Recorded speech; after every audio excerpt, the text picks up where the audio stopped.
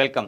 So നമ്മുടെ ഇന്നത്തെ ബാങ്കിന്റെ ക്ലാസ് എന്ന് പറയുന്നത് നമ്മുടെ ബാങ്കിങ് സെക്ടറിലെ innovations and reforms in banking എന്ന് പറയുന്ന ടോപ്പിക്കാണ്. അതായത് ബാങ്കിങ് സെക്ടറിൽ പുതുതായിട്ട് വരുന്ന ഇന്നോവേഷൻസ്, അതായത് നമുക്കറിയാം ബാങ്കിങ് സെക്ടറിൽ ഓരോ സമയത്തും പുതിയ പുതിയ ഇന്നോവേഷൻസ് വന്നുകൊണ്ടിരിക്കും. അപ്പോൾ പണ്ട് കാലത്തെ ബാങ്കിങ്ങൾ എന്ന് പറഞ്ഞാൽ വായ്പകൾ കൊടുക്കാൻ വേണ്ടിയിട്ട് മാത്രം ഉണ്ടായിരുന്നുവെങ്കിൽ പിന്നീട് എന്ത് ചെയ്തു, ഈ പറഞ്ഞ ഗോൾഡ് സ്മിത്തുകൾ വന്നത് ഒരു ഇന്നോവേഷൻസ് ആയിരുന്നു. ഗോൾഡ് സ്മിത്തുകൾ എന്ന് പറയുന്നത് നമ്മുടെ വാല്യുബിൾ ആയിട്ടുള്ള ഐറ്റംസ് അവർ സൂക്ഷിച്ചു വെക്കുന്നതിന് അങ്ങനെയുള്ള ആൾക്കാരെയാണ് ഗോൾഡ് സ്മിത്ത് എന്ന് പറഞ്ഞത്.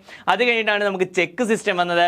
അത് കഴിഞ്ഞിട്ട് കമ്പ്യൂട്ടറൈസേഷൻ വന്നു. കമ്പ്യൂട്ടറൈസേഷന് ശേഷമാണെങ്കിൽ ATM ഇൻവെന്റ് ചെയ്തു. പിന്നെ നെറ്റ് ബാങ്കിങ് ഫെസിലിറ്റി ഇൻവെന്റ് ചെയ്തു. So AI banking facility invent ചെയ്തു. ഇതെല്ലാമാണ് നമ്മുടെ ബാങ്കിങ് സെക്ടറിൽ വന്നിട്ടുള്ള എന്തെന്ന് പറയുന്നത് ഇന്നോവേഷൻസ് എന്ന് പറയുന്നത്. So innovations and reforms in banking sector ആണ് നമ്മുടെ ടോപ്പിക് എന്ന് പറയുന്നത്. സോ ഇന്നോവേഷൻസിനകത്തെ ഏറ്റവും വേറൊരു തലത്തിലേക്ക് നമ്മുടെ ബാങ്കിങ് സെക്ടറിനെ എത്തിച്ച ഏറ്റവും പ്രധാനപ്പെട്ട ഒരു ഇന്നോവേഷൻസ് ആയിരുന്നു ഈ ബാങ്കിങ് അഥവാ ഇന്റർനെറ്റ് ബാങ്കിങ്. അതായത് നെറ്റ് ബാങ്കിങ് എന്ന് പറയും. നമ്മുടെ ഇന്റർനെറ്റിന്റെ സഹായത്തോട് കൂടിയിട്ട് നമ്മളൊരു ബാങ്കിങ് സർവീസ് പ്രൊവൈഡ് ചെയ്യുക, അത് കസ്റ്റമേഴ്സിന് കൊടുക്കുക എന്നതുകൊണ്ട് എന്ത് ചെയ്യാൻ പറ്റും, കുറച്ചുകൂടെ സ്പീഡി ആയിട്ട് കുറച്ചുകൂടെ നല്ല രീതിയിൽ ബാങ്കിങ് സർവീസ് കസ്റ്റമറിലേക്ക് നമുക്ക് എത്തിക്കാൻ സാധിക്കും. സോ ഈ ബാങ്കിങ് ആണ് നമ്മുടെ ബാങ്കിങ് സെക്ടറിലെ ഏറ്റവും പ്രധാനപ്പെട്ട ഒരു ഇന്നോവേഷൻസ് എന്ന് പറയുന്നത്. സോ ഈ ബാങ്കിങ് എന്താണെന്ന് ചോദിച്ചു കഴിഞ്ഞാൽ, e banking is simply the use of electronic means to transfer fund. അതായത് ഏതെങ്കിലും ഇലക്ട്രോണിക് ഡിവൈസോ ഇന്റർനെറ്റിന്റെ സഹായത്തോട് കൂടിയിട്ടോ നമ്മൾ എന്ത് ചെയ്യുന്നു,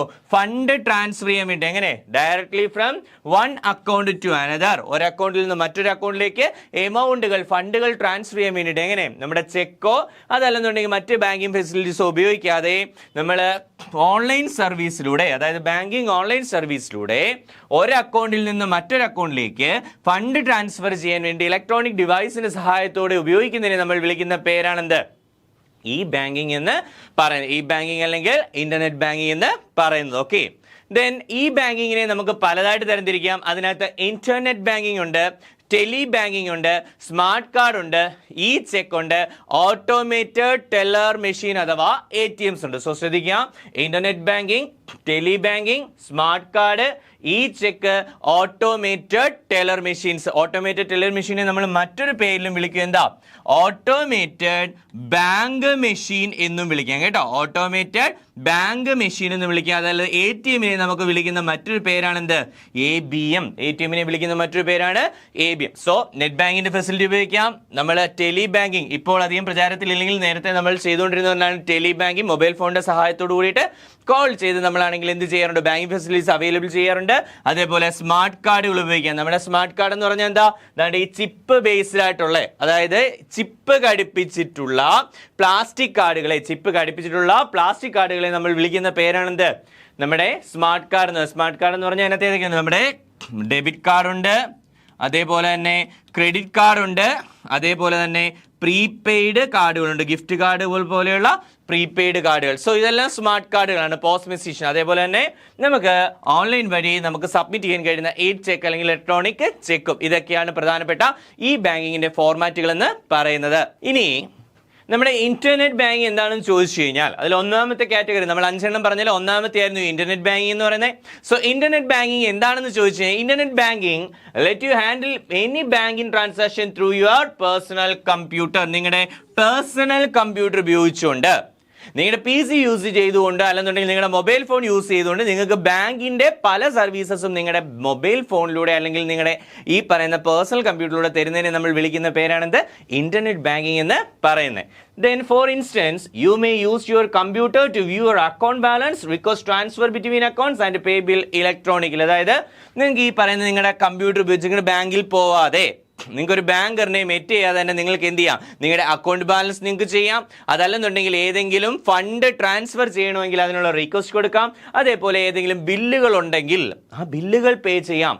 ഇതെല്ലാം എന്തിലൂടെ സഹായകരമാണ്, എന്തിലൂടെ സാധിക്കുന്നതാണ്? നമ്മുടെ നെറ്റ് ബാങ്കിങ്ങിലൂടെ സാധിക്കുന്നതാണ്. ഓക്കെ, ദെൻ ഇന്റർനെറ്റ് ബാങ്കിന്റെ പ്രധാനപ്പെട്ട ഫീച്ചേഴ്സ് എന്തൊക്കെയാണെന്ന് ചോദിച്ചാൽ, ഒന്ന്, to check the account statement online. നിങ്ങളുടെ അക്കൗണ്ടിന്റെ സ്റ്റേറ്റ്മെന്റ്സ്, അതായത് നിങ്ങൾ ഒരു നിശ്ചിത കാലയളവിലേക്ക് നിങ്ങളുടെ അക്കൗണ്ടിൽ എന്തെല്ലാം ട്രാൻസാക്ഷൻ ആണ് ചെയ്തത്, ഏതൊക്കെ ഫണ്ടുകളാണ് ട്രാൻസ്ഫർ ചെയ്തത്, അല്ലെങ്കിൽ നിങ്ങൾക്ക് കിട്ടിയ ഫണ്ട് എന്താണ്, ഇങ്ങനെയൊക്കെയുള്ള ഓൺലൈൻ സ്റ്റേറ്റ്മെന്റുകൾ, അക്കൗണ്ടുകളുടെ ഓൺലൈൻ സ്റ്റേറ്റ്മെന്റുകൾ എടുക്കാൻ വേണ്ടിയിട്ട് അല്ലെങ്കിൽ ആ സ്റ്റേറ്റ്മെന്റുകൾ ചെക്ക് ചെയ്യാൻ വേണ്ടിയിട്ട് നിങ്ങൾ ബാങ്കിൽ പോകേണ്ട ആവശ്യമില്ല, നിങ്ങൾ ATM കൗണ്ടറിൽ പോകേണ്ട ആവശ്യമില്ല. നിങ്ങൾക്ക് നിങ്ങളുടെ വീട്ടിലിരുന്ന് തന്നെ നിങ്ങളുടെ പേഴ്സണൽ കമ്പ്യൂട്ടറോ നിങ്ങളുടെ മൊബൈൽ ഫോണോ ഉപയോഗിച്ചുകൊണ്ട് ഈ പറയുന്ന സ്റ്റേറ്റ്മെന്റുകൾ ഓൺലൈനായിട്ട് എടുക്കാൻ കഴിയും.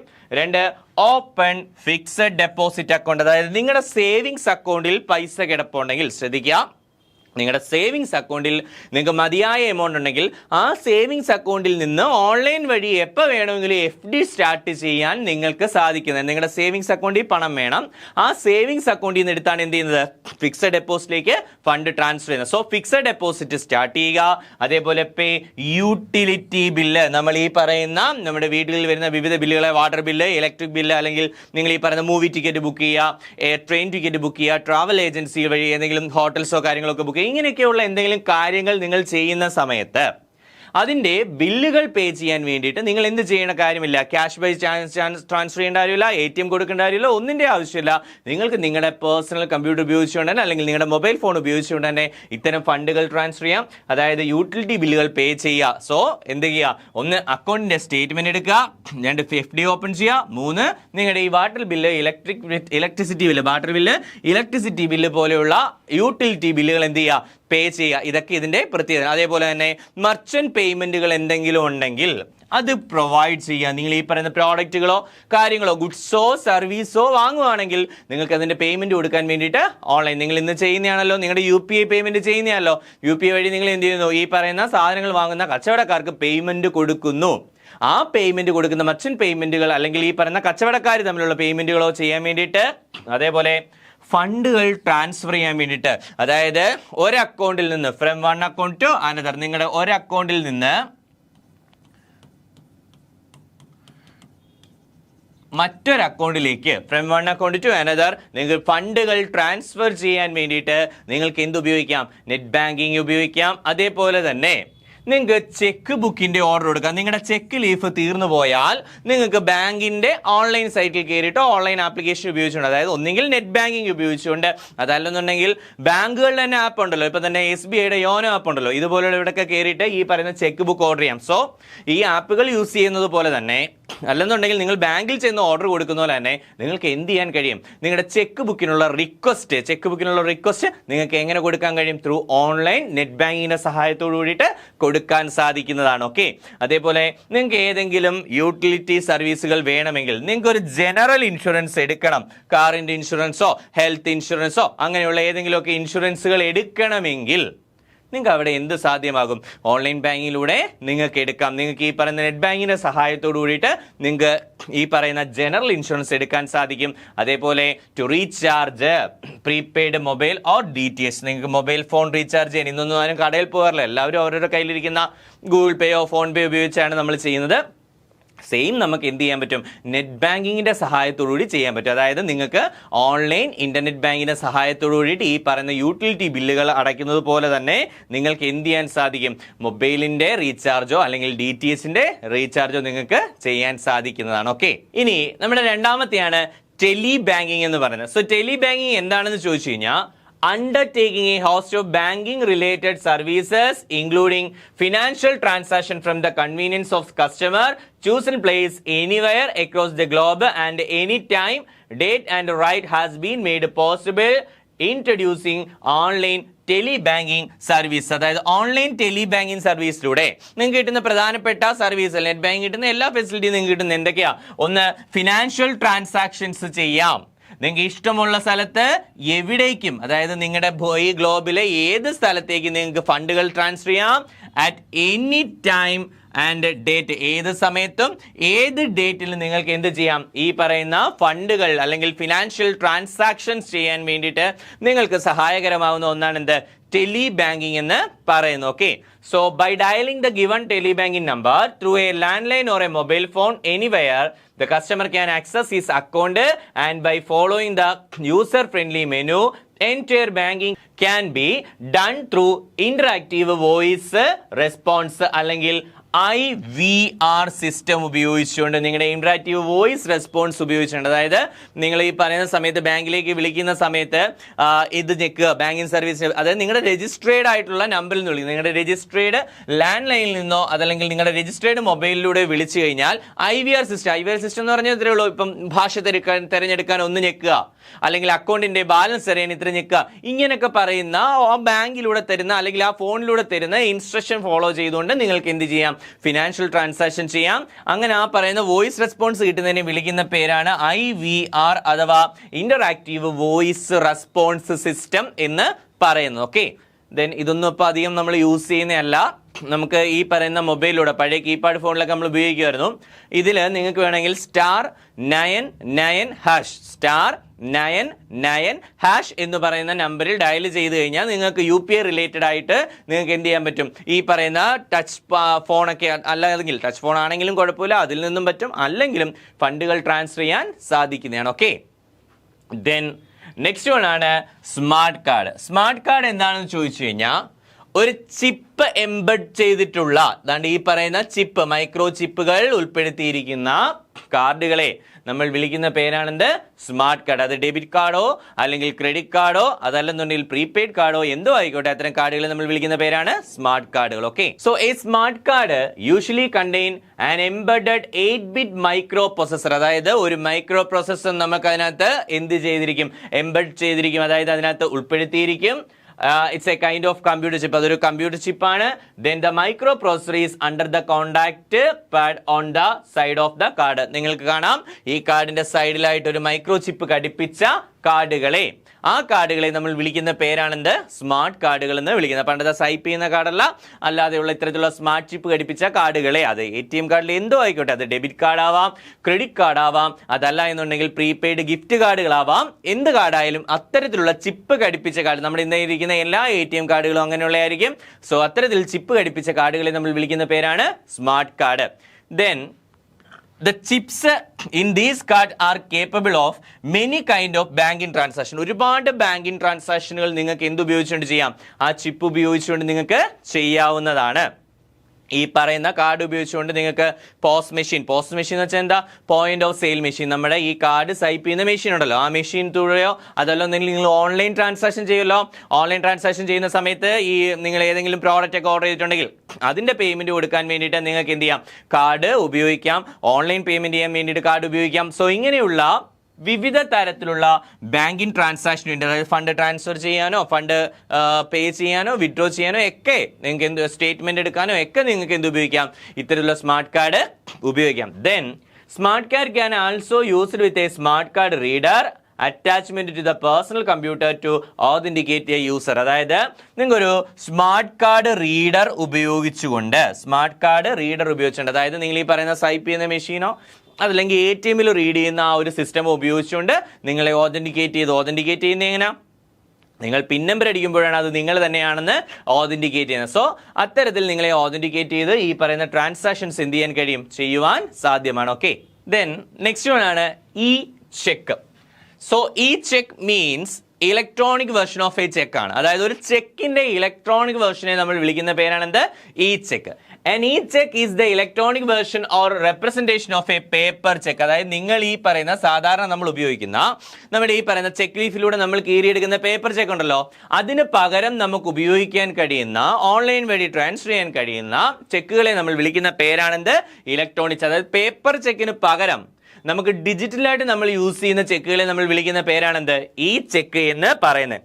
So the information and the legal framework of e-check is the same as that of a paper check. അതായത് ഒരു പേപ്പർ ചെക്കിന്റെ ലീഗൽ ഫ്രെയിംവർക്ക് എന്താണോ, ഒരു പേപ്പർ ചെക്കിന്റെ ലീഗൽ ഫ്രെയിംവർക്ക് എന്താ, അതൊരു ബാങ്കിന്റെ പേരിൽ മാത്രമേ എഴുതാൻ കഴിയൂ, ഒരു ബാങ്കിന് മാത്രമേ അത് ഇഷ്യൂ ചെയ്യാൻ കഴിയൂ, ഡിമാൻഡ് ചെയ്യുമ്പോൾ മാത്രമേ പേയ്മെന്റ് കൊടുക്കാവൂ, അതിന്റെ കാലാവധി എന്ന് പറയുന്നത് എത്ര മാസമാണ്, 3 മാസമാണ്. അതേപോലെ ഇത് ബൗൺസ് ആയി കഴിഞ്ഞാൽ എന്ത് ചെയ്യണം, ഇതിനകത്ത് നെഗ്ലിജൻസ് ആയിട്ടോ എന്തെങ്കിലും സംഭവിച്ചു കഴിഞ്ഞാൽ ബാങ്ക് എന്ത് ചെയ്യും, റെസ്പോൺസിബിലിറ്റി ഉണ്ടാവും, ബാങ്കിൽ ലയബിലിറ്റി ഉണ്ടാവും. ഡിസോണർ സംഭവിച്ചു കഴിഞ്ഞാൽ ബാങ്ക് എന്ത് ചെയ്യണം, അതായത് നോട്ടീസ് ഓഫ് ഡിസോണർ കൊടുക്കണം. അതേപോലെ ഇത് പേയ്മെന്റ് കിട്ടിയില്ല എന്നുണ്ടെങ്കിൽ എന്ത് ചെയ്യാം, ഇതൊരു ക്രിമിനൽ ഒഫൻസ് ആണ്. ആ ക്രിമിനൽ ഒഫൻസിന് 2 വർഷം വരെ പണിഷ്മെന്റോ അതല്ലെന്നുണ്ടെങ്കിൽ ചെക്കിൽ എഴുതിയ എമൗണ്ടിന്റെ ഡബിൾ എമൗണ്ട് പിഴയോ ലഭിക്കാവുന്നതാണ്. സോ ഇതൊക്കെയാണ് ഒരു പേപ്പർ ചെക്കിന്റെ ലീഗൽ ഫ്രെയിംവർക്ക് എന്ന് പറയുന്നത്.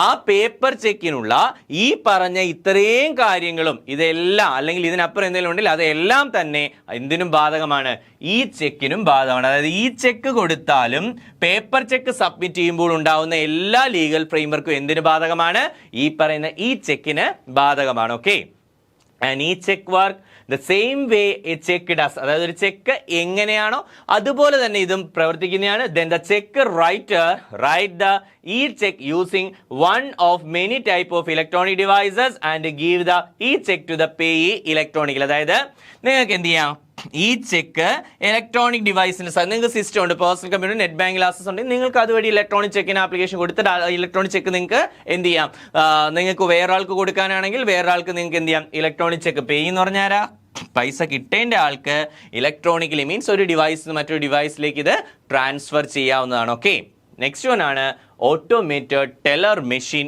ATM, അഥവാ നമ്മളതിനെ മറ്റൊരു പേരോട് പറഞ്ഞായിരുന്നു ABM. ABM means automated bank machine, അതായത് ATM ആൾസോ നോൺ ആസ്, നമ്മൾ എനി ടൈം മണി എന്നൊക്കെ പറയുമെങ്കിലും ATMനെ നമ്മൾ ബാങ്കിങ് സെക്ടറിൽ രണ്ട് പേരാണ് വിളിക്കുന്നത്. ഒന്ന് ഓട്ടോമേറ്റഡ് ആണ്, ശ്രദ്ധിക്കുക, ഓട്ടോമാറ്റിക് ഒന്നുമല്ല, automated teller machine or automated bank machine, ATM അഥവാ ABM എന്നാണ് വിളിക്കുന്നത്. Okay, then an ATM is an unmanned electronic machine. It's an unmanned electronic machine. അതൊരു മാൻ പവറിലല്ല, അതെന്ന് പറയുന്നത് എന്താണ്, ഒരു ഇലക്ട്രോണിക് ഡിവൈസ് ആണ്. Okay, it's an unmanned electronic machine in a public place connected to the data system. ഇവർ എന്തുമായിട്ട് connected ആയിരിക്കും, ബാങ്കിന്റെ ഡേറ്റാ സിസ്റ്റം. ആരുടെ ഡേറ്റാ സിസ്റ്റം, ബാങ്കിന്റെ ഡേറ്റാ സിസ്റ്റവുമായിട്ട് ഇവർ കണക്റ്റഡ് ആയിരിക്കും. And related equipments and activated by a bank customer to obtain cash withdrawals and other banking services. അതായത് നിങ്ങൾക്ക് ക്യാഷ് വിഡ്രോവലിനോ അല്ലെങ്കിൽ ക്യാഷ് ഡിപ്പോസിറ്റിനോ മറ്റ് ബാങ്കിങ് സർവീസിനോ വേണ്ടിയിട്ട് നിങ്ങൾക്ക് ഉപയോഗിക്കാവുന്ന, അതായത് നിങ്ങൾ കസ്റ്റമർക്ക് എമൗണ്ട് വേണമെങ്കിൽ ആ എമൗണ്ട് വിഡ്രോ ചെയ്യാനോ മറ്റ് ബാങ്കിങ് സർവീസുകൾക്ക് വേണ്ടിയിട്ടോ ക്യാഷ് ഡിപ്പോസിറ്റ് ചെയ്യാനൊക്കെ വേണ്ടിയിട്ട് നിങ്ങൾക്ക് എന്തിനെ സമീപിക്കാം, ATMനെ സമീപിക്കാം. ക്യാഷ് ഡിപ്പോസിറ്റ് ചെയ്യണമെങ്കിൽ അതിന് ATMനെ നമ്മൾ എന്താ വിളിക്കുന്നത്, CDM എന്ന് വിളിക്കും കേട്ടോ. ATM കം CDM അല്ലെങ്കിൽ ഇന്റലിജന്റ് ATM എന്ന് വിളിക്കും കേട്ടോ. ശ്രദ്ധിക്കുക, നമ്മുടെ ATMും CDMോടുള്ള മെഷീനെ നമ്മൾ വിളിക്കുന്ന പേര് ഇന്റലിജന്റ് ATM എന്നാണ് കേട്ടോ. സോ ശ്രദ്ധിക്കുക, ഇവിടെ ഈ പറയുന്ന ബാങ്കിങ് സർവീസ് എല്ലാം ഈ പറയുന്ന അൺമാൻഡ് ഇലക്ട്രോണിക് മെഷീൻ, നിങ്ങൾ ATM മെഷീൻ കണ്ടിട്ടുണ്ടാവും, അതിലൂടെ നിങ്ങൾക്ക് ലഭിക്കുന്നതാണ്. മാത്രമല്ല ഈ ഇലക്ട്രോണിക് ഡിവൈസ് എപ്പോഴും എന്തായിരിക്കും, നമ്മുടെ ബാങ്കിന്റെ ഡേറ്റ, അതുകൊണ്ടാണല്ലോ നിങ്ങളുടെ അക്കൗണ്ടിൽ എത്ര രൂപയുണ്ട്, നിങ്ങൾക്ക് എത്ര രൂപ ഇനി വിഡ്രോ ചെയ്യാൻ പറ്റും എന്നുള്ള ഡേറ്റ എല്ലാം കിട്ടുന്നത് അതുകൊണ്ടാണ്. സോ ഒരു ഇലക്ട്രോണിക് ഡിവൈസ് ആണ്, അത് ബാങ്കിന്റെ ഡേറ്റാ ബേസിലൂടെ കണക്ട് ആണ്, അതിലൂടെ നിങ്ങൾക്ക് ഒരുപാട് ബാങ്കിങ് സർവീസ് കിട്ടുന്നുണ്ട്, including cash withdrawal. Okay, then internet banking first introduced in 1980 by USA. ആദ്യമായിട്ട് നെറ്റ് ബാങ്കിങ് ഫെസിലിറ്റി ലോകത്ത് വന്നത് 1980കളിലാണ്, 1980s. എവിടെയാണ്, അമേരിക്കൻ ബാങ്കുകളാണ് ലോകത്ത് ആദ്യമായിട്ട് എന്ത് കൊണ്ടുവന്നത്, നെറ്റ് ബാങ്കിങ് ഫെസിലിറ്റി കൊണ്ടുവന്നത്. എന്നാൽ ഇന്ത്യയിലേക്ക് വരികയാണെന്നുണ്ടെങ്കിൽ ഇന്ത്യയിൽ ICICI ബാങ്കാണ് 1998 ഈ ബാങ്കിങ് ഫെസിലിറ്റി കൊണ്ടുവന്നത്. ബാങ്കിൽ കൊണ്ടുവന്നത് അവരാണ്, എന്നാൽ കസ്റ്റമറിന് ഇത് ഉപയോഗിക്കാൻ കൊടുത്തത് നമ്മുടെ സിറ്റി ബാങ്ക് ആണ് കേട്ടോ. കസ്റ്റമർ ഇത് ഉപയോഗിക്കാൻ കൊടുത്ത ആരാ, സിറ്റി ബാങ്ക് ആണ് ആദ്യമായിട്ട് യൂസ് ചെയ്യാൻ കൊടുത്തത്. സോ കൊണ്ടുവന്ന ആരാന്ന് ചോദിച്ചാൽ, ഈ ബാങ്കിങ് ഇന്ത്യയിൽ ഇൻട്രൊഡ്യൂസ് ചെയ്ത ആരാന്ന് ചോദിച്ചാൽ അത് ICICI ബാങ്ക് ആണ്. ഇന്ത്യയിലെ ഏറ്റവും വലിയ പ്രൈവറ്റ് ബാങ്ക് ആയിരുന്നു, ഇപ്പോൾ HDFC ആണ് ഇപ്പോഴത്തെ രണ്ടാമത്തെ വലിയ പ്രൈവറ്റ് ബാങ്കുമാണ്. ഇന്ത്യയിൽ ഒരു ന്യൂജൻ ബാങ്കുമാണ്, ന്യൂ ജനറേഷൻ ബാങ്കുമാണ് ഇത് ICICI ബാങ്ക്. ഈ ICICI ബാങ്ക് ആണ് 1998 എന്ത് കൊണ്ടുവന്നത്, നമ്മുടെ നെറ്റ് ബാങ്കിങ് കൊണ്ടുവന്നത്. എന്നാൽ Citibank was the first bank to provide net banking to high value customers in India. ഇന്ത്യയിലെ അവരുടെ high value customers, high net worth income ഗ്രൂപ്പിലുള്ള അവരുടെ പ്രോമിനന്റ് ആയിട്ടുള്ള കസ്റ്റമേഴ്സ്, വലിയ വലിയ ബിസിനസ് ടൈക്കൂണുകളും അല്ലെങ്കിൽ അത്രത്തോളം ഇമ്പോർട്ടൻ്റ് ആയിട്ടുള്ള ആൾക്കാർ, അവർക്ക് ഇത് ഉപയോഗിക്കാൻ കൊടുത്തതാരാണ്, സിറ്റി ബാങ്ക്. സിറ്റി ബാങ്കിന്റെ മറ്റൊരു പ്രത്യേകതയുണ്ട്, നമ്മുടെ രാജ്യത്തെ ആദ്യത്തെ ഡെബിറ്റ് കാർഡ് കൊണ്ടുവന്ന ബാങ്ക് ആരാണ്, സിറ്റി ബാങ്ക് ആണ് കേട്ടോ. നമ്മുടെ രാജ്യത്തെ ആദ്യത്തെ ഡെബിറ്റ് കാർഡ് ഇൻട്രൊഡ്യൂസ് ചെയ്ത ബാങ്ക് ഏതാന്ന് ചോദിച്ചാലും അത് എന്ത് തന്നെയാണ്, സിറ്റി ബാങ്ക് തന്നെയാണ് ഡെബിറ്റ് കാർഡ് ഓക്കെ ഇൻട്രൊഡ്യൂസ് ചെയ്ത്. Okay, then security methods are PIN number and TAN number. രണ്ട് തരത്തിലുള്ള സെക്യൂരിറ്റി ഡിവൈസ് ആണ് ഉപയോഗിക്കുന്നത്. ദെൻ ലേറ്റസ്റ്റ്ലി നമുക്ക് വേണമെങ്കിൽ എന്ത് ചെയ്യാം, ഡിജിറ്റൽ സിഗ്നേച്ചറും യൂസ് ചെയ്യാവുന്നതാണ്. ഓക്കെ, ഓൺലൈൻ ബാങ്കിൽ നമുക്ക് ഡിജിറ്റൽ സിഗ്നേച്ചറും യൂസ് ചെയ്യാം. സോ പിൻ നമ്പറും ടാൻ നമ്പറും ഡിജിറ്റൽ ചെയ്യാം. പിന്നെന്ന് വെച്ചാൽ പേഴ്സണൽ ഐഡന്റിഫിക്കേഷൻ നമ്പറാണ്. ഇതിന്റെ ഫുൾ ഫോം ഒരുപാട് തവണ എക്സാമിന് ചോദിച്ചിട്ടുള്ളതാണ്. PIN means personal identification number and TAN mean transaction authentication number. TAN എന്ന് പറഞ്ഞാൽ ട്രാൻസാക്ഷൻ ഓതന്റിക്കേഷൻ നമ്പർ ആണ്.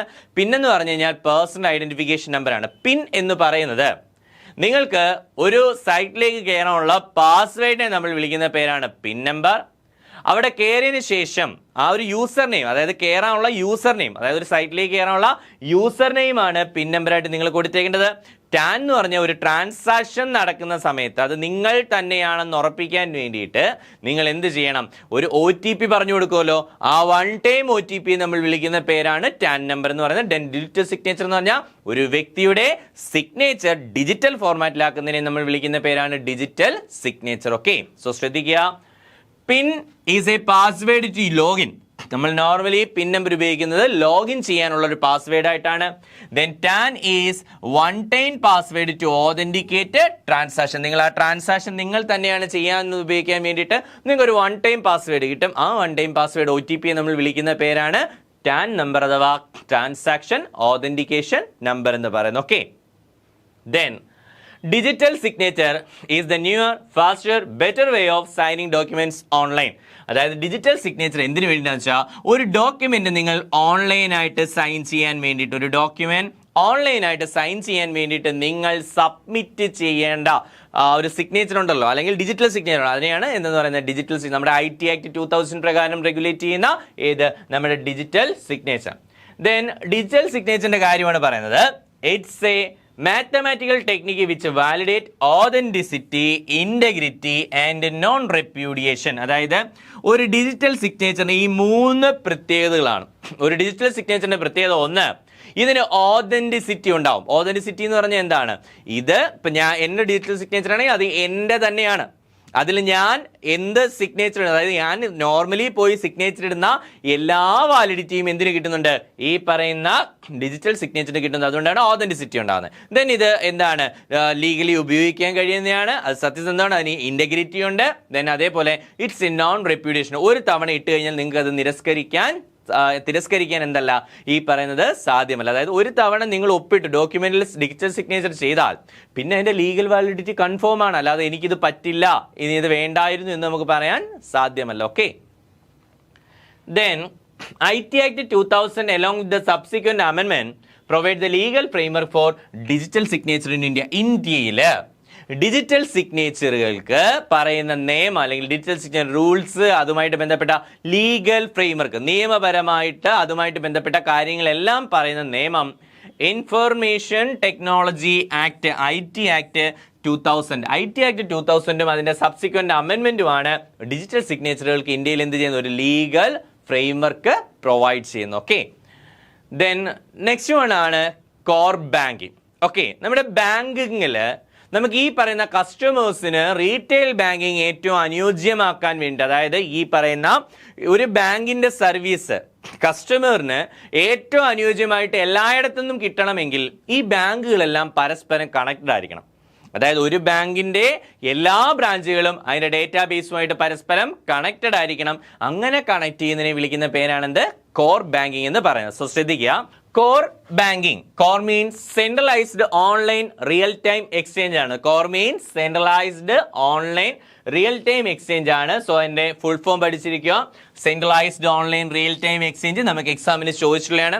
So core means centralised online real time exchange which means a banking service provided by a group of networked bank branches where customer may access basic transaction from any of the member branch office. അതായത് ഇതൊരു ബാങ്കിന്റെ നെറ്റ്വർക്കാണ്. It's A networked bank branches. അതായത് ശ്രദ്ധിക്കുക, ഇപ്പോൾ ഒരു bank, ആ ബാങ്കിന്റെ ഇപ്പൊ SBIയുടെ ഹെഡ് ഓഫീസ് ഉണ്ട്. SBIയുടെ ഹെഡ് ഓഫീസ് ഉണ്ട്. അതിന്റെ താഴോട്ട് ഒരുപാട് ബ്രാഞ്ചുകളുണ്ട്. ഒത്തിരി ബ്രാഞ്ചുകൾ SBIക്ക് രാജ്യത്തുണ്ട്.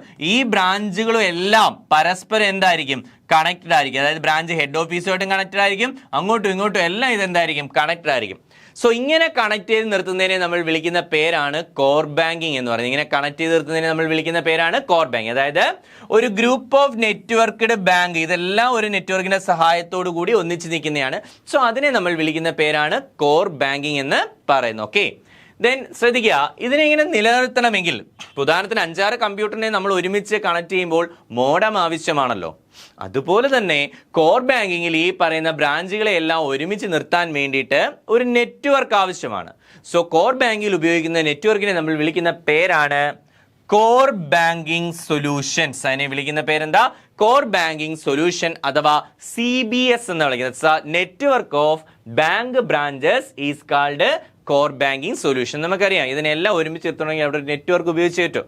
ആ നെറ്റ്വർക്കിനെ നമ്മൾ വിളിക്കുന്ന പേരാണ് CBS അഥവാ കോർ ബാങ്കിങ് സൊല്യൂഷൻ എന്ന് വിളിക്കുന്നു. ഓക്കെ, ദെൻ CBS അഥവാ core banking solution allow customer to access and manage their account through different channels such as internet, phone, ATM or branch. അതായത് ഈ പറയുന്ന രീതിയിൽ നിങ്ങളുടെ ഹോം ബ്രാഞ്ചിന്റെ ഡീറ്റെയിൽ മറ്റ് ബ്രാഞ്ചുകളിൽ കിട്ടും.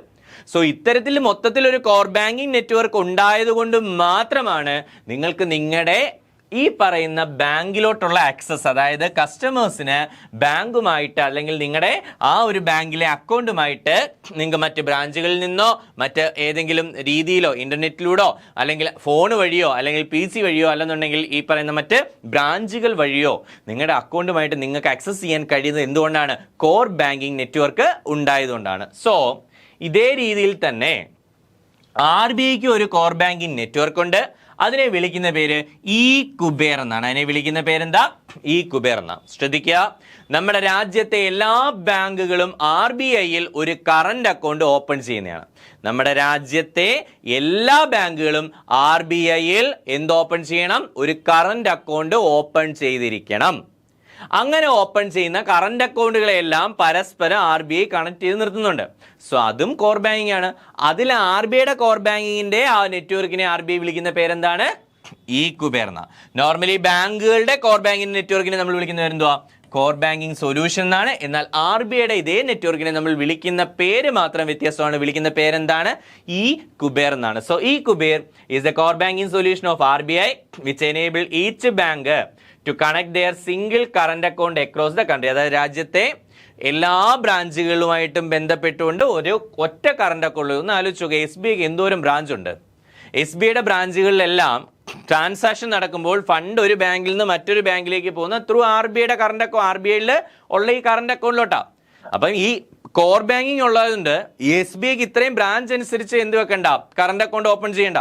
SBIക്ക് ഒരു ഒറ്റ കറന്റ് അക്കൗണ്ട് മതി. SBIയുടെ ഇത്രയും ബ്രാഞ്ചിലെ നെറ്റ്വർക്കിംഗ് കൂടെ ഇവിടെ ഇത്രയും ബ്രാഞ്ചിലെ കണക്ക് ഈ ഒരു ഒറ്റ കറന്റ് അക്കൗണ്ട് വഴി പോകുന്നതായിരിക്കും. ഓക്കെ, ദെൻ CBSുമായിട്ട് ബന്ധപ്പെട്ട പ്രധാനപ്പെട്ട ചില വിവരങ്ങൾ. ഒന്ന്, ഇൻഫർമേഷൻ ഫ്ലോ. അതായത് ഒരു കസ്റ്റമറിന്റെ ഇൻഫർമേഷൻ, കോർ ബാങ്കിങ് സൊല്യൂഷൻ ഉണ്ടെങ്കിൽ ഒരു കസ്റ്റമറിന്റെ ഇൻഫർമേഷൻ നിങ്ങൾക്ക് എവിടെ നിന്ന് വേണമെങ്കിലും ഏത് ബ്രാഞ്ചിൽ നിന്ന് വേണമെങ്കിലും ആക്സസ് ചെയ്യാൻ പറ്റും.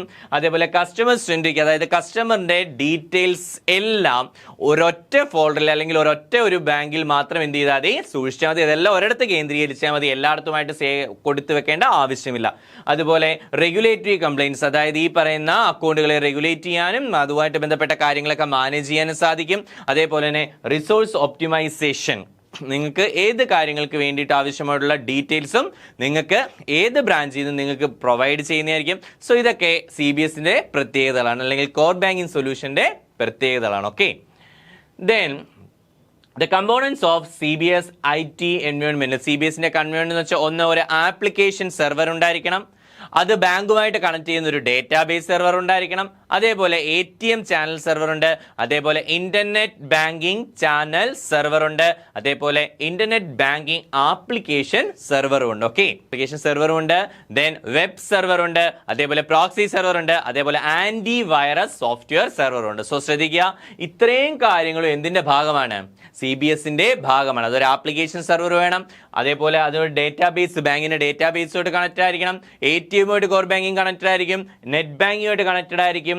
അതേപോലെ അതായത് ഇന്റർനെറ്റ് ബാങ്കിങ് ചാനൽ സെർവർ ആയാലും ഇന്റർനെറ്റ് ബാങ്കിങ് ആപ്ലിക്കേഷൻ സെർവർ, അതായത് ബാങ്കിന്റെ ഭാഗത്തുനിന്നായാലും കസ്റ്റമറിന്റെ ഭാഗത്തുനിന്നായാലും. അതേപോലെ വെബ് വേണം, നിങ്ങൾക്ക് ഓൺലൈൻ ഫെസിലിറ്റി വേണം, ഓൺലൈൻ വെബ് സർവീസ് വേണം, പ്രോക്സി സെർവർ വേണം. അത് IT ഇതിലെ നമ്മുടെ ഈ പറയുന്ന ഒരു സെർച്ച് എഞ്ചിനിലെ പ്രോക്സി സെർവർ ഉണ്ട്, ഒരു IP അഡ്രസ് ഒക്കെ വരുന്നുണ്ട്. സോ പ്രോക്സി സെർവർ വേണം. അതേപോലെ ആന്റി വൈറസ് സോഫ്റ്റ്വെയർ വേണം. ഇതെല്ലാം പൈറസി നടക്കാതിരിക്കാൻ വേണ്ടിയിട്ടോ അല്ലെങ്കിൽ ഈ പറയുന്ന രീതിയിൽ ഫ്രോഡോ ഹാക്കിങ്ങോ ഒക്കെ അവോയ്ഡ് ചെയ്യാൻ വേണ്ടി നമുക്ക് പ്രോപ്പറായിട്ടുള്ള എന്ത് വേണം?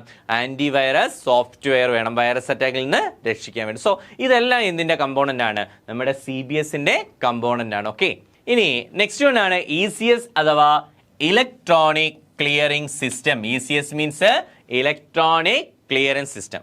ECS എന്താണെന്ന് ചോദിച്ചു കഴിഞ്ഞാൽ നിങ്ങൾക്കൊരു പീരിയോഡിക് ആയിട്ട്, അതായത് ഒരു നിശ്ചിത സമയങ്ങളിലേക്ക് അല്ലെങ്കിൽ നിരന്തരമായിട്ട് ഒരു കൂട്ടം എമൗണ്ട് കുറേ എമൗണ്ടുകൾ കൊടുക്കുവാനോ കുറേ എമൗണ്ടുകൾ അയക്കുവാനോ ഉണ്ടെന്നുണ്ടെങ്കിൽ അല്ലെങ്കിൽ കിട്ടുവാനോ ഉണ്ടെന്നുണ്ടെങ്കിൽ അവിടെ ഇതിനെല്ലാം കൂടെ ഒരുമിച്ച് കളക്ട് ചെയ്യാൻ വേണ്ടിയിട്ട് നമ്മൾ ഉപയോഗിക്കുന്ന സിസ്റ്റമാണ് ECS അഥവാ ഇലക്ട്രോണിക് ക്ലിയറിംഗ് സിസ്റ്റം. ഇപ്പോൾ ഉദാഹരണത്തിന് എൻ്റെ കമ്പനിയിൽ ഒരു 1000 പേര് ജോലി ചെയ്തിട്ടുണ്ടെങ്കിൽ ഈ 1000 പേർക്ക് ഇൻഡിവിജ്വലായിട്ട് സാലറി കൊടുക്കാതെ 1000 പേർക്കുള്ള സാലറി ഞാൻ ഒരുമിച്ച് ബാങ്കിലേക്ക് ഇട്ട് കൊടുക്കുകയും അവിടെ നിന്ന് ഓരോരുത്തർക്കുള്ള സാലറി ബാങ്കിൽ നിന്ന് ത്രൂ പോവുകയും ചെയ്യുന്ന ഒരു എക്സാമ്പിൾസ് ആണ് എന്ന് പറയുന്നത് ECS എന്ന് പറയുന്നത്. സോ ശ്രദ്ധിക്കുക, ECS is an electronic mode of payment or receipt. ഇതൊരു പേയ്മെന്റ് മെത്തേഡുമാണ്, റെസിപ്റ്റ് മെത്തേഡുമാണ്. ഉദാഹരണത്തിന് ശമ്പളം കൊടുക്കുമ്പോൾ ഞാൻ പേയ്മെന്റ് മെത്തേഡിൽ വരുന്നതെങ്കിൽ ശമ്പളം കിട്ടുന്ന എംപ്ലോയീസ് എല്ലാം റെസിപ്പിയൻ മെത്തേഡിലാണ് വരുന്നത് കേട്ടോ.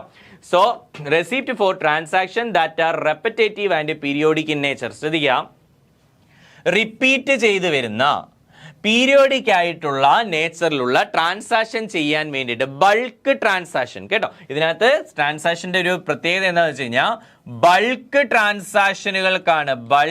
ട്രാൻസാക്ഷനുകൾക്കാണ് നമ്മൾ എന്ത് ഉപയോഗിക്കുന്നത്, ഈ പറയുന്ന ECS അഥവാ ഇലക്ട്രോണിക് ക്ലിയറിംഗ് സർവീസ് ഉപയോഗിക്കുന്നത് എന്തിനു വേണ്ടിയിട്ടാണ്?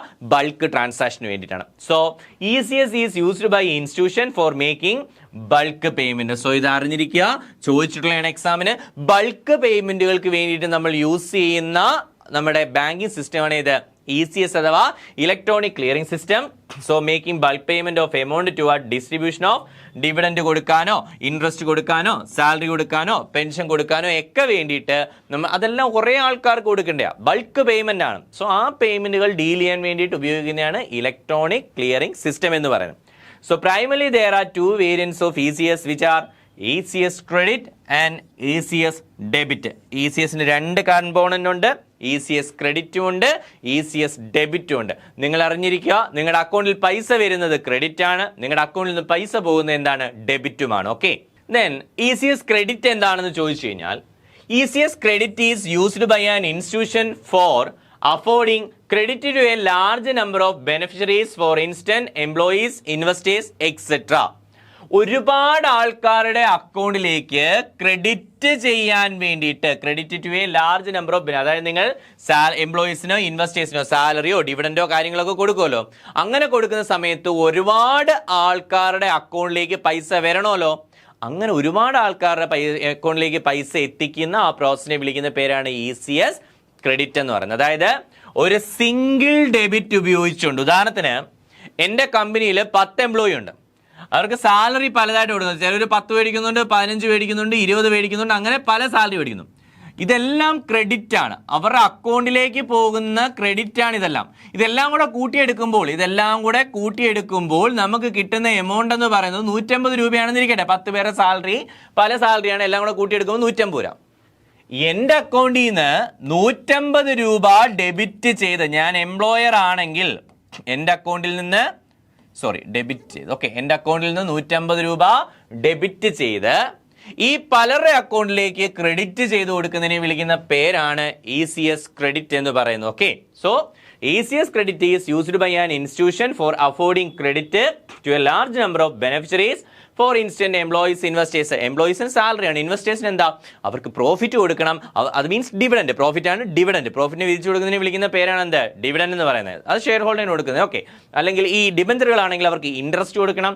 സോ ഇങ്ങനെയുള്ള ആൾക്കാർക്കൊക്കെ ഇൻവെസ്റ്റേഴ്സിന് എമൗണ്ട് കൊടുക്കുന്നതോ അതെല്ലാം ഇതേപോലെ പലതായിട്ട് പോകുന്നത്, ഇതെല്ലാം അവരുടെ അക്കൗണ്ടിൽ ക്രെഡിറ്റ് ചെയ്ത് കൊടുക്കുന്നതിനെ വിളിക്കുന്ന പേരാണ് ECS ക്രെഡിറ്റ്. അതായത് നമ്മൾ ഒരു സിംഗിൾ ഡെബിറ്റ് ഉപയോഗിച്ചുകൊണ്ട് ഇത്രയും ക്രെഡിറ്റിനെ നമ്മൾ എന്ത് ചെയ്യുകയാണ്, ഡീൽ ചെയ്യുകയാണ്. ഓക്കെ, സോ ശ്രദ്ധിക്കുക, ECS credit used by an institution for affording credit to a large number of beneficiaries having account with the bank branches. അതായത് നിങ്ങൾക്ക് എന്തുണ്ട്, അക്കൗണ്ട് വേണം, ബാങ്ക് ബ്രാഞ്ച് അക്കൗണ്ട് ഉണ്ടെന്നുണ്ടെങ്കിൽ various location within the jurisdiction of ECS centre by raising single debit. അതായത് branch ഇപ്പം എംപ്ലോയീസിന്റെ bank, ഇപ്പം എൻ്റെ എംപ്ലോയീസിനെല്ലാം ഒരു ബാങ്കിൽ തന്നെ ആയിരിക്കണമെന്നില്ല, പല ബാങ്കുകളിൽ പല ബ്രാഞ്ചിലായിരിക്കും.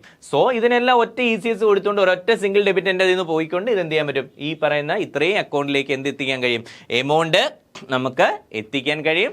സോ അതിനെ വിളിക്കുന്ന പേരാണ് ECS ക്രെഡിറ്റ് എന്ന് പറയുന്നത്. Okay, so ECS credit enable payment of amounts towards distribution of dividend കൊടുക്കുക, ഇൻട്രസ്റ്റ് കൊടുക്കുക. ഡിവിഡൻഡ് ആർക്കാ, ഷെയർ ഹോൾഡേഴ്സിന് ലാഭവിധമായിട്ടുള്ള ഡിവിഡൻഡ് കൊടുക്കുക, ഇൻട്രസ്റ്റ് കൊടുക്കുക, അതേപോലെ സാലറി, പെൻഷൻ, ഇതെല്ലാം അവർ അക്കൗണ്ടിലേക്ക് ക്രെഡിറ്റ് ചെയ്ത് കൊടുക്കുക. സോ ഇതെല്ലാം എക്സാമിന് ചോദിക്കുമ്പോൾ ഡിവിഡൻഡ്, ഇൻട്രസ്റ്റ്, സാലറി, പെൻഷൻ ഇതെല്ലാം കൊടുക്കുകയാണെങ്കിൽ ഇതെല്ലാം എന്താണ്, ECS ക്രെഡിറ്റ് ആണെന്ന് അറിയാം കേട്ടോ. ദെൻ നെക്സ്റ്റ് വൺ ആണ് ECS ഡെബിറ്റ് എന്ന് പറയുന്നത്. സോ ECS ഡെബിറ്റ് എന്ന it's used by a institution for raising debits to a large number of accounts. ഒരുപാട് അക്കൗണ്ട്സിലേക്ക് ഡെബിറ്റ്സ് കൊടുക്കുന്നു. ഉദാഹരണത്തിന് നമ്മുടെ വാട്ടർ ബില്ല് കൊടുക്കുന്നു. നമ്മുടെ വാട്ടർ യൂട്ടിലിറ്റി സർവീസ് ആയിട്ടുള്ള വാട്ടർ ബില്ല് ഒരു എക്സാമ്പിളാണ്. വാട്ടർ ബില്ല് കൊടുക്കുന്ന സമയത്ത് നമ്മുടെ കേരള വാട്ടർ അതോറിറ്റിക്ക് എത്ര ഇടങ്ങളിൽ നിന്ന് ബില്ല് കിട്ടാനുണ്ടാവും. സോ ആ കസ്റ്റമർ അവിടെ നിന്ന് കിട്ടാനുള്ള പൈസ എല്ലാം എന്ത് ചെയ്യുന്നു, കളക്ട് ചെയ്ത് എല്ലാം കൂടെ ഇപ്പോൾ ഒരു 250 crore ഉണ്ടെന്നിരിക്കട്ടെ, 250 കോടി രൂപ കളക്ട് ചെയ്യാനുണ്ട്. ഓക്കെ, സോ ഇതെല്ലാം ഇവരെല്ലാം കയ്യിൽ നിന്ന് കളക്ട് ചെയ്യും. ഇവരെല്ലാം കയ്യിൽ നിന്ന് വേരിയസ് അക്കൗണ്ടിൽ നിന്ന് ഇതെല്ലാം ഡെബിറ്റ് ചെയ്തിട്ട് ഈ ഡെബിറ്റ് ചെയ്യുന്ന എമൗണ്ട് എന്ത് ചെയ്യും, ഒരൊറ്റ സിംഗിൾ ക്രെഡിറ്റിലോട്ടാക്കി മാറ്റും. അതായത് നമ്മുടെ വാട്ടർ അതോറിറ്റിയുടെ സിംഗിൾ ക്രെഡിറ്റിലേക്ക് എന്ത് ചെയ്യും, ഈ എമൗണ്ടുകൾ മാറ്റുകയും ചെയ്യും. സോ നേരത്തെ പറഞ്ഞതിന്റെ ജസ്റ്റ് ഓപ്പോസിറ്റ്. നേരത്തെ ഇവർക്ക് പേയ്മെന്റ് കൊടുക്കുകയായിരുന്നു ECS ക്രെഡിറ്റിലെങ്കിൽ ഇവരുടെ കയ്യിൽ നിന്ന് പേയ്മെന്റ് കളക്ട് ചെയ്യുന്നതിനെ വിളിക്കുന്ന പേരാണ് ECS ഡെബിറ്റ് എന്ന് പറയുന്നത്. Okay, then it's maintained with a bank branches at various branches locations within a jurisdiction of ECS center for single credit to the bank account of the user institution. ആ user institution ഇവിടെ water ബില്ലാണ്, അവരിൽ നിന്ന് ഒരൊറ്റ single ക്രെഡിറ്റിലേക്ക് വെച്ചുകൊണ്ട് ഇത്രയും എമൗണ്ടും പല ആക്കുകളുടെ നമുക്ക് കളക്ട് ചെയ്ത് കൊടുക്കാൻ പറ്റും. സോ ECS രണ്ട് കമ്പോണന്റ്, ECS ഡെബിറ്റും ഉണ്ട്, ECS ക്രെഡിറ്റും ഉണ്ട്. എന്തിനു വേണ്ടിയിട്ടാണ് യൂസ് ചെയ്യുന്നത്? ECS ഡെബിറ്റ് യൂസ് ചെയ്യുന്നതെന്ന് പറഞ്ഞു കഴിഞ്ഞാൽ ഏതെങ്കിലും യൂട്ടിലിറ്റി ബില്ലിന്റെ പേയ്മെന്റുകൾ കളക്ട് ചെയ്ത് ഒരൊറ്റ സിംഗിൾ ക്രെഡിറ്റിലേക്ക് മാറ്റാനും, ECS ക്രെഡിറ്റ് എന്താണെന്ന് ചോദിച്ചാൽ ഒരുപാട് ആൾക്കാരിലേക്ക് പൈസ കൊടുത്തുകൊണ്ട് ഒരൊറ്റ സിംഗിൾ ഡെബിറ്റ് കാണിക്കാനുമാണ് ECS ക്രെഡിറ്റ് ഉപയോഗിക്കുന്നത്. So ECS credit and ECS debit ഇത് രണ്ടും ബൾക്ക് പേയ്മെന്റുകൾക്കാണ് ഉപയോഗിക്കുന്നത്. സോ അത് മറന്നുപോലെ ECS ഡെബിറ്റ് ആയാലും ശരി, ECS ക്രെഡിറ്റ് ആയാലും ശരി, ഇതെല്ലാം എന്തിനു വേണ്ടിയിട്ടാണ്, ബൾക്ക് പേയ്മെന്റിന് വേണ്ടിയിട്ട് യൂസ് ചെയ്യുന്നതാണ്. Okay, then ECS debit is useful for payment of telephone, electricity, water bill, cess, tax collection. ഇതെല്ലാം പേയ്മെന്റ് ആണ്. നിങ്ങൾ കൊടുക്കുന്ന പേയ്മെന്റുകളാണ്. ഇൻസ്റ്റാൾ പേയ്മെന്റുകൾ ആയിക്കോട്ടെ, പീരിയോഡിക് പേയ്മെന്റ്, മ്യൂച്വൽ ഫണ്ടിന്റെ പേയ്മെന്റ് ആയിക്കോട്ടെ, ഇൻഷുറൻസ് പ്രീമിയം ആയിക്കോട്ടെ, അല്ലെങ്കിൽ ഈ പറയുന്ന വാട്ടർ ബില്ലോ ടെലിഫോൺ ബില്ലോ സെസ്സോ ടാക്സോ എന്തോ ആയിക്കോട്ടെ, ഇതെല്ലാം നിങ്ങൾ കൊടുക്കേണ്ടതല്ലേ. ഇതെല്ലാം നിങ്ങളുടെ അക്കൗണ്ടിൽ നിന്ന് ഡെബിറ്റ് ചെയ്ത് എങ്ങോട്ട് മാറ്റും, ഈ പറയുന്ന ഒറ്റ അക്കൗണ്ടിലേക്ക് മാറ്റുന്നതാണ്. ഓക്കെ, EMI ഒക്കെ അടയ്ക്കുന്ന വാഹനങ്ങളുടെ EMI അടയ്ക്കുന്നതെന്ന് ആലോചിച്ച് നോക്കി. ഇപ്പം ബജാജ് എന്ന് പറയുന്ന ഒരു ഫിനാൻസീസ് ഇവർ ലോൺ കൊടുത്തിരിക്കുന്ന എല്ലാ അക്കൗണ്ടിൽ നിന്നും പൈസ എങ്ങോട്ടാണ് വരുന്നത്, ബജാജിന്റെ ഒരു ഒറ്റ കറണ്ട് അക്കൗണ്ടിലേക്ക് വരുന്നത്. അപ്പം ആ ബജാജിന്റെ ഒറ്റ കറണ്ട് അക്കൗണ്ടിലേക്ക് ക്രെഡിറ്റ് കൊടുത്തുകൊണ്ട് ഈ പറയുന്ന ഇത്രയും പൈസ അടയ്ക്കേണ്ട ആൾക്കാർക്ക് ഒരു ഡെബിറ്റ് കൊടുക്കുന്നു, അവരുടെ അക്കൗണ്ടിൽ നിന്ന് പൈസ പിടിക്കുന്നു. സോ ഇതിനെയാണ് ECS ഡെബിറ്റ് എന്ന് പറയുന്നത്. നേരെ തിരിച്ച് സംഭവിച്ചാൽ പൈസ കൊടുക്കുകയാണെങ്കിൽ ECS ക്രെഡിറ്റ് എന്നും പറയും. ഓക്കെ, നമ്മുടെ ഗവൺമെന്റ് സാലറി ഒക്കെ കൊടുക്കുന്നത് ECS ക്രെഡിറ്റ് ആണ്. നമ്മുടെ ഇന്ന് പേയ്മെന്റോ ടാക്സോ ഒക്കെ കളക്ട് ചെയ്യുന്നത് ECS ഡെബിറ്റും ആണെന്ന് അറിയും. Okay, then there is no value limit on the amount of individual transactions that can be collected by ECS. ECS വഴി എത്ര എമൗണ്ട് വേണമെങ്കിലും നമുക്ക് ട്രാൻസാക്ഷൻ നടത്താം. അവിടെ ട്രാൻസാക്ഷൻ ചെയ്യുന്ന എമൗണ്ടിന്റെ വാല്യൂവിൽ ലിമിറ്റ് വെച്ചിട്ടില്ല. എത്ര എമൗണ്ട് വേണമെങ്കിലും നമുക്ക് എന്ത് ചെയ്യാം, ട്രാൻസാക്ഷൻ ചെയ്യാവുന്നതാണ്. Okay, then the Reserve Bank of India has deregulated the charges to be levied by sponsor bank from user institution. ഇവിടെ ഈ പറയുന്ന ട്രാൻസാക്ഷൻ ECS ട്രാൻസാക്ഷൻ ചെയ്യുന്നതിന് നമ്മുടെ ഈ പറയുന്ന സർവീസ് ടാക്സുകൾ കൊടുത്തിരുന്നു, സർവീസ് ചാർജുകൾ കൊടുത്തിരുന്നു. ആ സർവീസ് ചാർജുകൾ എന്ത് ചെയ്തിട്ടുണ്ട്, നമ്മൾ ഡീറെഗുലേറ്റ്, അതായത് RBI has deregulate the charges to be levied by sponsor bank from user institution. ഇതൊക്കെ ചെയ്തു കൊടുക്കുമ്പോൾ RBI ആണല്ലോ ചെയ്യുന്നത്. കാരണം ബാങ്കുകളുടെ അക്കൗണ്ടുകളുടെ കറണ്ട് അക്കൗണ്ടിൽ നിന്ന് പൈസ അങ്ങോട്ടും ഇങ്ങോട്ടും മാറ്റി കൊടുക്കുന്ന ആരാ, RBI. നേരത്തെ ഇതിന് ചാർജസ് ഈടാക്കിയിട്ടുണ്ടായിരുന്നു. എന്നാൽ ഇന്ന് ECSന് ആര് ചാർജ് ഈടാക്കുന്നില്ല, RBI ചാർജസ് ഈടാക്കുന്നില്ല. Okay, then the sponsor bank are however required to disclose the charges in a transparent manner. then അവർക്ക് വേണമെങ്കിൽ, ഈ സ്പോൺസർ ബാങ്കിന് വേണമെങ്കിൽ ചാർജുകൾ എന്ത് ചെയ്യാം, ഈടാക്കാം. നമ്മുടെ RBI ഇപ്പൊ എന്ത് ചെയ്യുന്നില്ല, ചാർജുകൾ ഈടാക്കുന്നില്ല. Okay, then with effect from 1st July 2011 originating banks are required to pay a nominal charge of 20 paisa and 50 paisa 50 paisa per transaction for clearing houses and destination bank respectively. അതായത് നിങ്ങൾ ECS ചെയ്യുന്ന സമയത്ത് നമ്മുടെ clearing ഹൗസിന്, അതായത് ഈ പറയുന്ന amount clear, അത് NPCയോ RBIയോ ആരോ ആയിക്കോട്ടെ, ക്ലിയറിംഗ് ഹൗസിന് 25 പൈസയും ബാങ്കിന്, ആ പറയുന്ന ഡെസ്റ്റിനേഷൻ ബാങ്കിന് എമൗണ്ട് എങ്ങോട്ടാണോ പോകണം ആ ഡെസ്റ്റിനേഷൻ ബാങ്കിൽ നിന്ന് 50 പൈസയും വേണമെങ്കിൽ എന്ത് ചെയ്യാം, നോമിനൽ ചാർജസ് ഈടാക്കാവുന്നതാണ്. അതായത് മാക്സിമം ഇത്ര വരെ പറ്റൂ. അതായത് ക്ലിയറിംഗ് ഹൗസിന് മാക്സിമം 25 പൈസ, അഥവാ ഡെസ്റ്റിനേഷൻ ബാങ്കിന് മാക്സിമം 50 പൈസ വരെ നിങ്ങൾക്ക് എന്ത് ചെയ്യാം, ചാർജസ് ഈടാക്കാം. അതിന് മേലോട്ട് ഈടാക്കാൻ സാധ്യമല്ല എന്നാണ് പറയുന്നത്. ദെൻ ബാങ്ക് RBI ചാർജ് ഈടാക്കത്തില്ല കേട്ടോ, RBI ചാർജ് ഈടാക്കത്തില്ല. Then Bank branches do not generally levy processing services charges for debiting the accounts of customer maintained with them. നോർമലായിട്ട് ബാങ്ക് ബ്രാഞ്ചസുകൾ അക്കൗണ്ട് ഡെബിറ്റ് ചെയ്യുന്നതിന് ചാർജുകൾ പിടിക്കാറില്ല. ഓക്കെ, ചെക്ക് ബൗൺസ് ആയാൽ പിടിക്കും. ആ പിടിക്കേണ്ട ടൈമിൽ നിങ്ങളുടെ എമൗണ്ട് അക്കൗണ്ടിൽ ഇല്ലെങ്കിൽ ചാർജസ് എടുക്കും, ഉറപ്പായിട്ടും എടുക്കും, ബൗൺസ് എമൗണ്ട് പിടിക്കും. അതല്ല എന്നുണ്ടെങ്കിൽ ഈ ഒരു എമൗണ്ട് ആര് ചാർജ് ചെയ്യത്തില്ല? ബാങ്ക് ബ്രാഞ്ചസ് ചാർജ് ചെയ്യുന്നില്ല. ഓക്കെ.